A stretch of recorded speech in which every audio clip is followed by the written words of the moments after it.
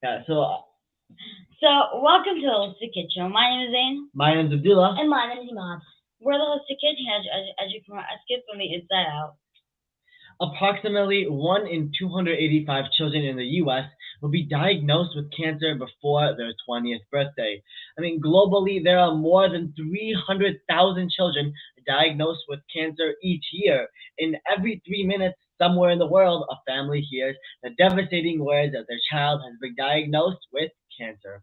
So, over the past 40 years, the number of children diagnosed with leukemia has increased by about 35%, while survival rates for many types of childhood cancer have improved. And too many children will have cancer shorten their lives too soon. And so, cancer still remains the most common cause of death by disease for children in America, and cancer can be devastating. So we have personally seen the effects of cancer on our lives because our mom's best friend died of cancer, and my dad's uncle and aunt both died of brain cancer. Then, when our aunt got diagnosed with stage 4 cancer, my mom read this amazing book which changed our aunt's diet and now our diet. So all of the juices, smoothies, salads we eat have been inspired by Mr. Chris. So we are so incredibly thankful for him to be here with us today. Well, it's great to be with you guys. Well, it's our pleasure. It's our pleasure. So, Chris Wark is a young adult cancer survivor, best-selling author, and patient advocate. Chris was diagnosed with stage 3 colon cancer in 2003 at just 26 years old. After surgery, Chris made the decision to go against his doctor's advice, opted out of chemotherapy, and chose to use nutrition and natural therapies to heal. 6 years later, in 2010, Chris began sharing his story of faith, courage, and determination, and his message to hope that chronic diseases like cancer can be prevented and reversed with the radical transformation of diet and lifestyle. In the last decade, Chris has become one of the most well known cancer survivors on the planet and has also reached millions of people per year as a blogger, podcaster, speaker, and global health coach through his books, social media, and his website, chrisbeatcancer.com, if you want to go check that out, which I totally recommend that you do. Mr. Chris is also the creator of the Square One Cancer Coaching Program, which has been shared with over 1 million people globally since 2017. So thank you so much, Mr. Chris. Our mom cannot stop talking about you and your amazing work. Well, you guys are awesome. I'm glad to be here. I'm so glad you're doing what you're doing, and really impressed by you guys that you've taken the initiative and the action to interview so many people and to educate yourselves and other people about health and healing and prevention. Man, it's so important. And we see more people nowadays getting diagnosed with chronic diseases than ever before. And we really do have an epidemic of chronic disease in young people and old people. And the good news is there's a lot of things that you can do to protect yourself. That's prevention. And to help yourself heal if you have a chronic disease. And so that's really become my mission after surviving colon cancer, was to help other people understand that you're not just a victim of disease, right? That's the big lie, that you're just a victim of disease, that nothing you did contributed to your disease, and there's nothing you can do to help yourself. And maybe there's some drugs that can help you feel a little bit better, or maybe you can have surgery or other procedures to help you feel better, but you're stuck with this disease for the rest of your life. And that's what so many people are told by their doctors. And I'm so thankful for your mother, who is not a typical doctor. She's a doctor who understands that your diet and your lifestyle choices affect your health. They can ruin your health if you make bad choices, or they can restore your health if you make good choices. So I just think it's so cool what you're doing, and I'm really glad to be here and be on your podcast, the Holistic Kids Show, and answer any questions you have. And let's do it. Well, we are so honored for you to join us today. And I mean, that's why we can thank you for all of the smoothies, juices, and salads that we eat daily now. ever since our mom read your book. So thank you so much. You're welcome. So, what is cancer? What is cancer? That is a deep question right there. That is a deep question. Um, the simplest answer is a cancer cell is like a zombie. It's a cell that won't die, right? Zombies are like humans that won't die, right? Yeah. And they're mutants. And cancer cells in your body are mutants. They mutate and they don't behave like normal cells. And normal cells have a normal life cycle where they live for a certain amount of time and then they die and your body replaces them with another cell. But cancer cells don't die. They just keep dividing over and over again. And eventually what happens is your body forms a lesion, which is a bunch of cancer cells in a cluster. And then as that lesion grows, it becomes a tumor. And a tumor is not a problem unless the tumor is in a part of your body where it's affecting one of your vital organs.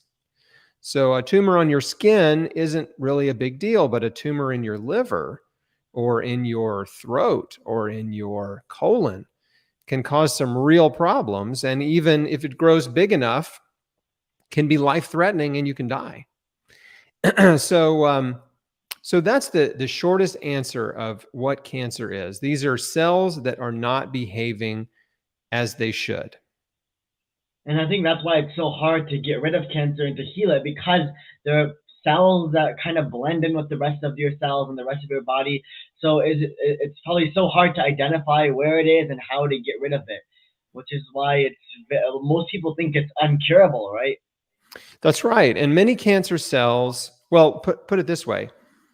It takes many years for a cluster of cancer cells to get big enough for someone to notice, right? Many years. Usually it takes about 10 years before someone realizes they have a lump or a bump or they start feeling bad and they get some tests, a scan, and or a colonoscopy, and the doctor finds a tumor. So cancer is typically, it grows very slowly over a long period of time. And you're right, it's hard to detect early.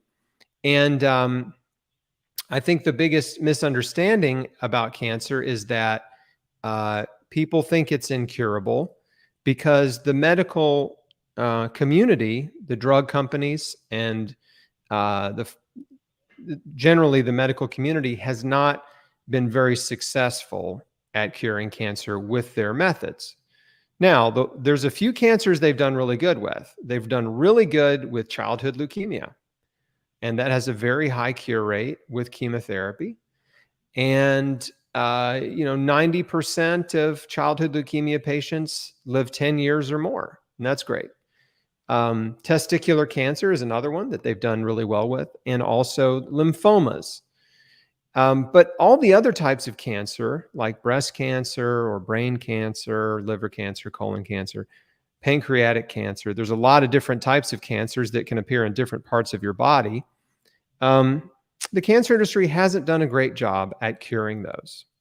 And so that's why people generally feel like there's no cure for cancer, because the doctors don't have the right tools to help the body heal. And I'll give you an example. If you cut a tumor out, usually the tumor comes back, right? Well, what does that tell you? That tells you that you didn't cure the disease, right? It means that person's body is still making tumors. They're still making tumors. And so how do we get that person's body to stop making tumors? That's the real goal.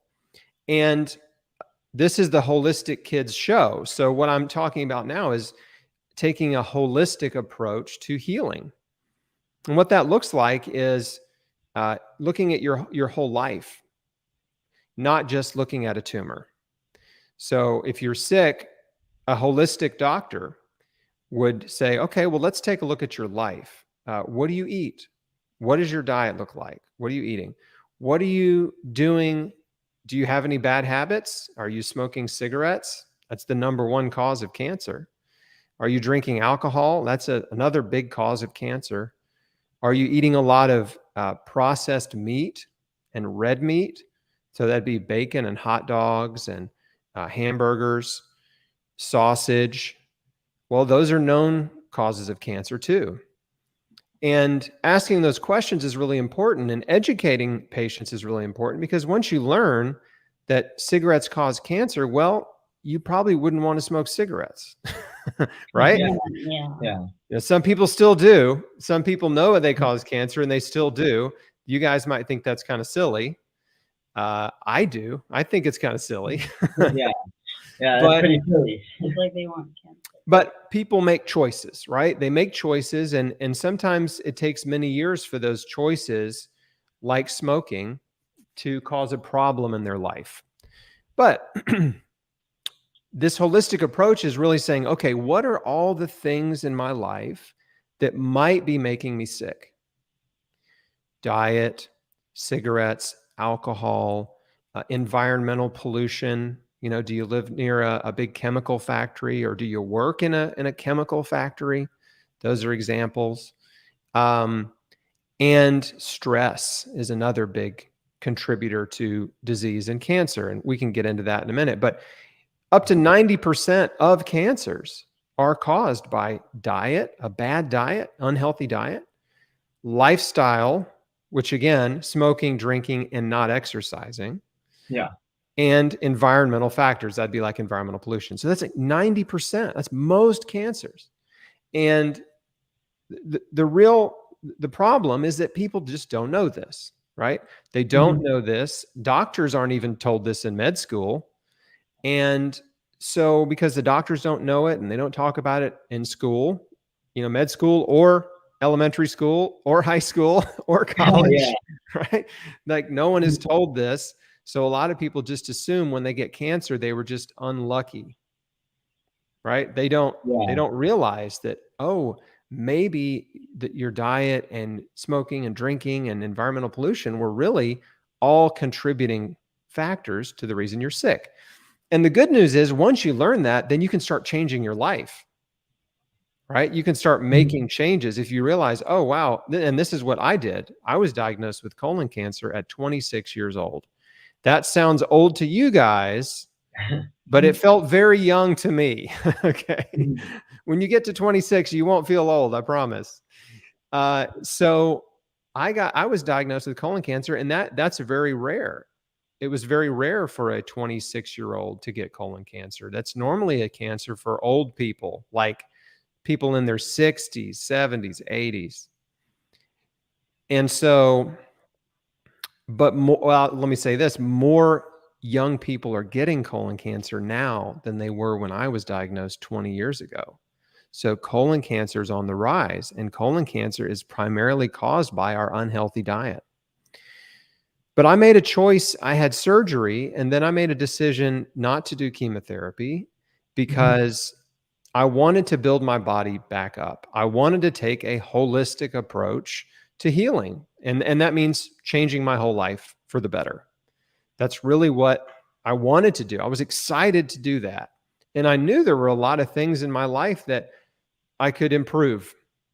And so the first thing I did was I stopped eating a Western diet. I stopped eating the American diet, which is lots of animal food, right? Lots of meat and lots of dairy, lots of processed food and fast food and junk food. That's what I was eating. And I started eating all fruits and vegetables. So I adopted it. They call it a raw food diet. And I got excited about that because to me, I was really interested to find out what would happen if I only ate fruits and vegetables. Will I feel better? Will I get better? What's going to happen? And I wanted to know. And so that's what I did. And I found some doctors who supported me. My first doctor didn't. He told me I was crazy, said I was insane. Really? He really said it. Really? He said, if you don't do chemo, you're insane. And I didn't go back to him. But I found another doctor who said, you know what? You're doing the right thing. And he encouraged me and supported my decision to take care of myself the way I wanted to. And so And I read a bunch of books, right? I had to read a lot of books to learn about health. You're way ahead of me. You guys know way more about health than I did when I was 26.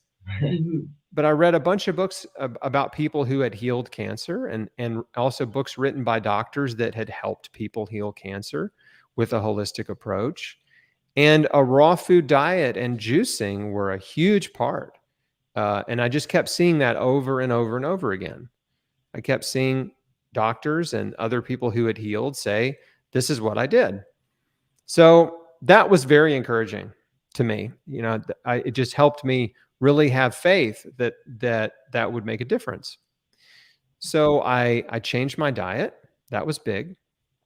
I wasn't smoking or drinking, so that was easy. I didn't have to stop doing those things. I wasn't doing drugs, so I didn't have to stop that. I wasn't taking any pharmaceutical drugs, and I wasn't doing any illegal drugs, which both, by the way, can contribute to disease and illness. But I did make this big change to my diet. And then I started exercising.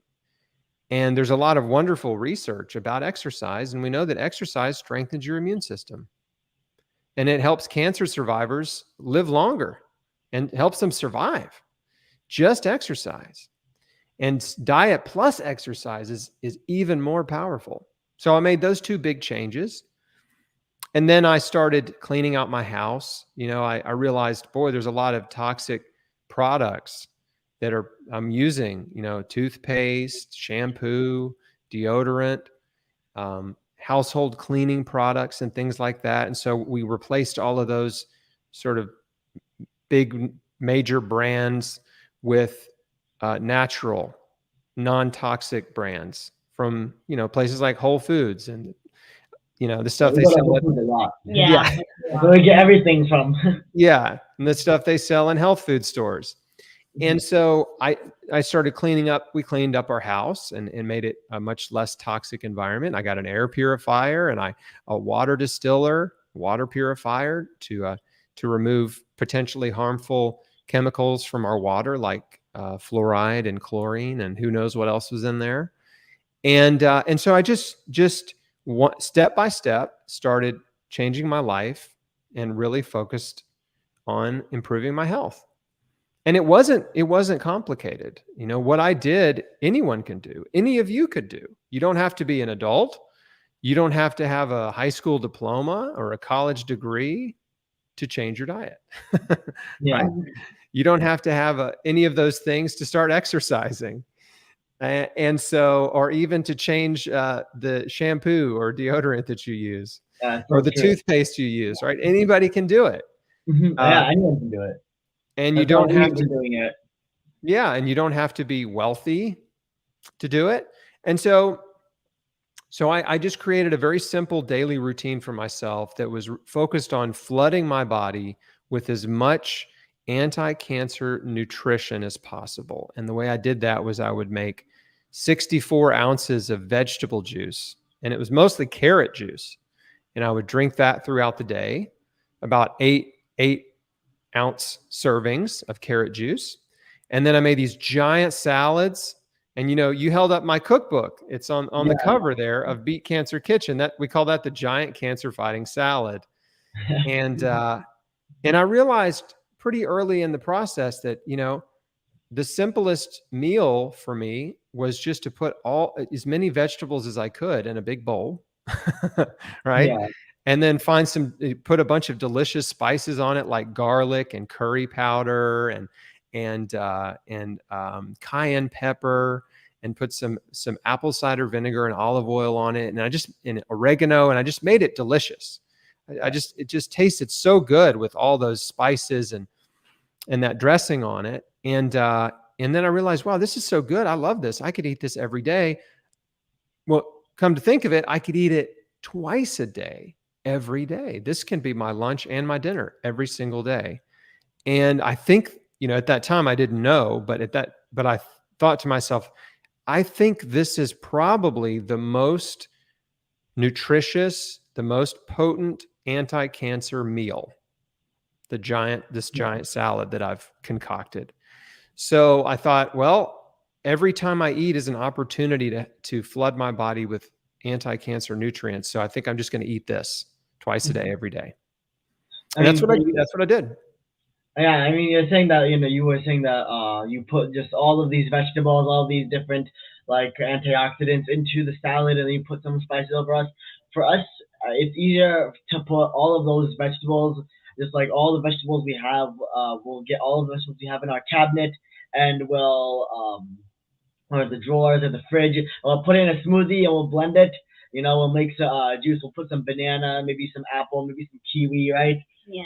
We love making it all together, and we'll make some amazing smoothie that it's a lot easier to eat. All of those blended together with fruit and fruit and alma and passion fruit than just to eat it by itself with just the spices. I So think that's terrific. Any way you can get it into your body is good. yeah, Right?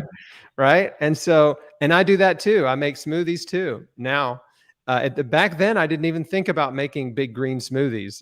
If I had thought about it, it would have been easier for me. But I did make fruit smoothies, and I drank the juices, ate the giant salads, ate lots of fresh fruit, and made fruit smoothies with berries and spinach and bananas. And those are usually just like a snack. But I just kept pumping in the healthy food, right? I just kept putting it in day after day after day, putting it in my body, and just trusting that all of these wonderful vitamins and minerals, enzymes, antioxidants, the fiber, the water that's in raw food, and thousands of phytonutrients, that they would all help my body in different ways. I just need to get them in there. So I love that you guys figured out a way to do it that works for you.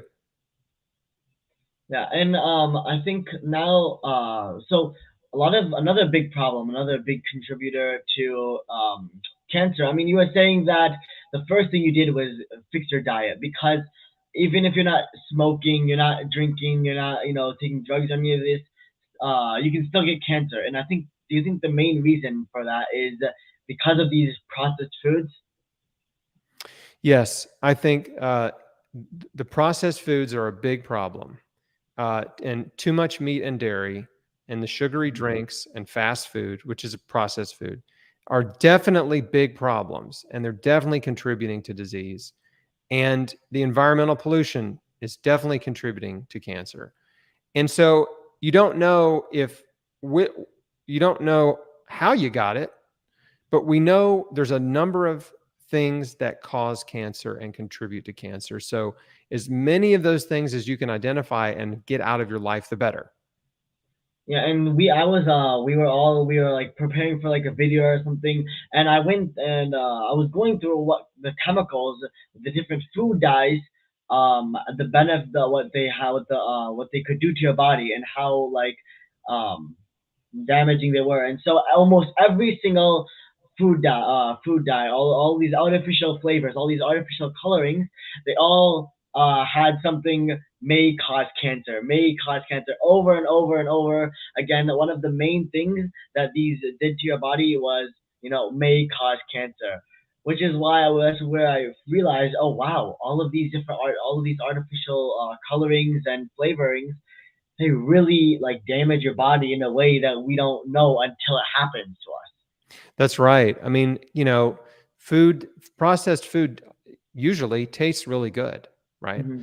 It tastes good. Candy or fast food and junk food, it tastes good. It's fun to eat, but and you don't know what kind of damage it's doing to your body, because you don't feel bad usually after you eat. It doesn't just make you go throw up, right? Yeah, Unless you eat too many Twinkies, then maybe, right? But yeah, it's this little tiny amounts of damage over time, right? It's just mhm. that repeated injury over time, that little bit of damage. It's like a little bit of poison, right? If you drink a little bit of poison over a long enough time, you will eventually get sick. And that's what's happening. And that's cool. I'm glad you did that research, right? Because when you Yeah. actually look things up and learn for yourself, it sticks. If somebody just Mhm. tells you, you might be like, well, I don't know, okay, maybe. But when you looked it up and learned for yourself, you saw, oh, wow, I had no idea that all of these artificial flavors and colors and additives and preservatives, that so many of them have already been linked to cancer. Yeah. That's why I encourage everyone to go and research artificial flavors and artificial foods and artificial colorings and different ingredients that you might see on that like 100 ingredient list on the back of any artificial food, and go research those and find out what they really are and what they can do to your body. Yep. So, uh, why is cancer on a rise even more now? Like obviously, you were mentioned that now more young people are getting cancer than 20 years ago, and we know that smoking is also linked to cancer. But now kids as young as 11 have started to pick up the vape, and kids vaping today are just increasing. So, according to the National Youth Tobacco Survey, 78% of teenagers were e-cigarette users. So, does vaping affect cancer if it's not a cigarette? And what can kids do to prevent any secondhand smoke as well? Can secondhand smoke also contribute to cancer? I'm going to answer your question in reverse order. Uh, So secondhand smoke does contribute to cancer, but usually that's if you are living with a smoker, right? So if you're walking down the street and somebody's smoking a cigarette and you smell it, you breathe in a little bit of secondhand cigarette smoke, it's okay. You're fine. But it's usually in people who live with a smoker for many, many, many years. Okay. So I wouldn't worry about secondhand smoke. But vaping is pretty new. And I believe, and there's already some preliminary research that vaping is just as bad or maybe worse than cigarette smoking. And so, because many vapes are full of these chemical flavors and chemical aromas, that's even worse than eating processed food, right? Because you're breathing in these chemicals that make the vape more pleasant or whatever, and you're breathing these toxic molecules right into your lungs, and then from there they go into your bloodstream. So I absolutely would encourage anyone listening, don't vape. Do not vape. It is not a healthy practice. And yeah. I think over the next 5, 10, 20 years, there's going to be a lot of research on vaping that will prove how harmful it is. And a lot of people will regret vaping because they will develop some disease, cancer or lung disease. Who knows? Oh, okay. So, what's the difference between a ketogenic or diet versus a whole plant diet? Because I've heard that and I'm like, what? What's a keto? I don't even know what a ketogenic Yeah, I don't diet even is, know. Moses. A But I've heard ketogenic that term. diet, is a fad diet. It's a fad weight loss diet. Generally, that is very high in fat, with a little bit of protein and no carbohydrates. So if you eat a ketogenic diet, you're not allowed to eat any fruit. You can't eat any fruit. You can't eat any beans. You can't eat any bread. All you're allowed to eat are really high fat foods. So you can eat avocados and nuts, but you mainly have to eat animal fat and butter and coconut oil and animal protein and a little bit of leafy green vegetables. So it's a very difficult diet to follow. Taking out all of these wonderful foods, all the wonderful fruits and vegetables, is a recipe for disease. And there's no population of people anywhere in the world that eats a ketogenic diet naturally. Because, we've studied all the different types of humans, all the different human cultures on every continent. And we pretty much know what they eat, Scientists have researched, like, what do they eat in India? What do they eat in Africa and different parts of Africa? What are they eating in Asia and all different Asian countries? What are they eating in Alaska, right? We know what kind of diets people eat in different regions, and no one is eating a ketogenic diet. And so it's not a diet that's been proven to make you healthier or to make you live longer or prevent cancer or heal cancer. So it's not a diet that I think is good for anybody. The only thing it can do for you is help you lose weight. in the short term. A whole food plant-based diet is a diet that is primarily focused on eating whole fruits and vegetables, nuts and seeds, herbs and spices, whole grains, and it is a diet of abundance, right? Yeah. And there are different definitions of plant-based. Some people are 100% plant-based and they don't eat anything that comes from an animal, which is like a vegan diet. And other people are just predominantly plant-based and they just eat mostly plant food and maybe the occasional serving of animal food, maybe a piece of fish every once in a while, or a piece, or a little chicken or something, Yeah. but it's a very, very small percentage of their diet. And what we do know that's so cool is there was a study done that was sponsored by National Geographic called the Blue Zones. Have y'all heard of the Blue Zones? Yes. Oh, good. So what the Blue Zones research project found out is that the healthiest, longest living people around the world eat a diet that's predominantly plant-based, about 95% plant-based. So they eat lots of fruits and vegetables and nuts and seeds, whole grains, herbs and spices, all that good stuff. And they eat very, very little animal food and processed food and junk food, just very little. It's about 95% of their diet is from plant sources. And so that's a much, that research carries so much more weight than the claims of a ketogenic diet or a carnivore diet or a low carb diet or a lot of these other diet fads, because we know there's real healthy people eating that way, that are living long, healthy lives. Yeah, when I figured out what blue zones are, I was amazed at how different parts of the world they eat. Because even though they are ones like some people in Japan versus maybe Australia, they all eat. They are so far away, but they say, but they're eating the same thing, and that's giving them the same effects because of the fruits, the vegetables, the seeds, the herbs, like you mentioned, they were so beneficial. And I think another thing I want to point out is how beneficial fruits are, because even though they're considered a carbohydrate or too much sugar, right, for some people, but they have so many benefits. As they have so many benefits that are really amazing because of the different colors of fruit, right? That's why we have so many podcasts, so many interviews, and we always like to mention how fruits, the colors of fruit have different um, benefits for each color. Like, do you have any examples? Like for red, it helps like the heart, and orange helps the eyes. And how like blue and purple help the brain. Yeah, so it was. There we go. That's awesome. You're right. Let me see. I think there's people need to understand that fruit and carbohydrates are good. They're not bad. And there is no such thing as too much sugar from fruit. I realize some people think this is controversial, but I'm telling you, your body loves sugar. Your cells, all of your cells run on sugar. That is what they need for fuel, to produce energy, to keep you alive.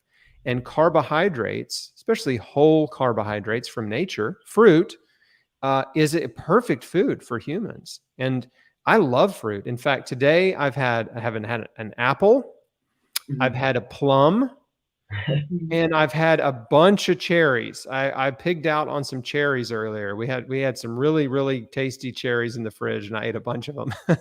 We love oranges and peaches. Oh yeah, me too. I love all fruit, and I make usually every day for lunch. I make a big fruit smoothie, and I do 4 cups of frozen berries. I do blueberries, blackberries, raspberries, strawberries, and cherries. They're usually all kind of mixed together. And then I'll add 2 big handfuls of like spinach and kale. I'll put almonds and walnuts in there. I like to put some hemp hearts in there for a little extra protein and healthy fat. And I blend it all up. And you know what? I even put either bananas or dates. So I'll put a banana in there, or I'll put like 7 dates in there to sweeten it up even more. So I consume a lot of fruit. That's around 5 servings of fruit every single day, not counting what I snack on if I have an apple or something else later.